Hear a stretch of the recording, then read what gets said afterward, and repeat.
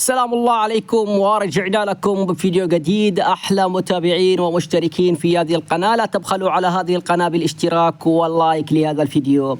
سنتحدث عن بشرى سارة لمنتخب اليمن الأول قبل مواجهة منتخب جزر القمر في الدور التمهيدي المؤهل لبطولة كأس العرب قطر 2025. تحدثنا في فيديو سابق بأن عدم مشاركة اللاعبين المحترفين في الدوري العراقي والبحريني والعماني لمنتخبنا الوطني الأول في مواجهة منتخب جزر القمر بسبب عدم اعتماد اتحاد الفيفا لبطولة كأس العرب قطر 2025. ولكن في اليومين الماضيين اتحاد الفيفا يعلن خبرا سارا للشارع الرياضي والجمهور اليمني رسميا اعتماد بطولة كأس العرب في 3 نسخ قادمة 2025 و2029 و2033، ويعلن دولة قطر باستضافة ال3 النسخ القادمة.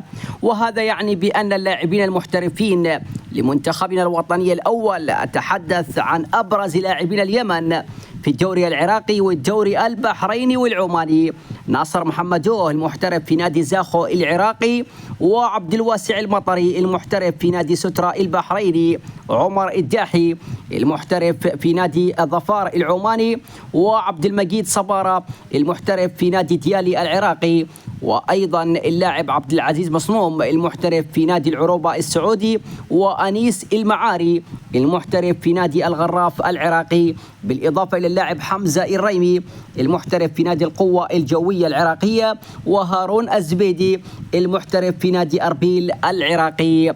تحدث عن هذا الخبر السار لصالح منتخب اليمن الأول، حيث سيشارك كل اللاعبين المحترفين في مباراة منتخب جزر القمر، وذلك في الدور التمهيدي المؤهل لكأس العرب قطر 2025، حيث ومن المقرر أن تقام هذه المباراة في شهر نوفمبر القادم، وبالتحديد في تاريخ 26 من شهر 11 2025 من مباراة واحدة، والفائز سيتأهل مباشرة للبطولة، وبالتحديد في المجموعة الثانية إلى جانب المغرب والسعودية، والفائز من مباراة عمان والصومال.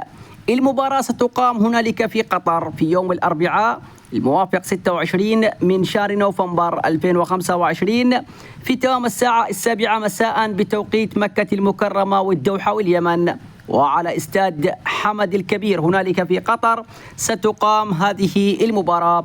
بالتوفيق للمنتخب الوطني الأول بقيادة المدرب الجزائري نور الدين ولدعلي، وأكيد سنوافيكم بكل تفاصيل هذه المباراة، وأيضا آخر أخبار منتخبنا الوطني الأول، وآخر أخبار المحترفين في الدوريات العربية.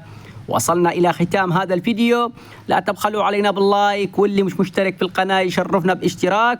السلام عليكم ورحمة من الله تعالى.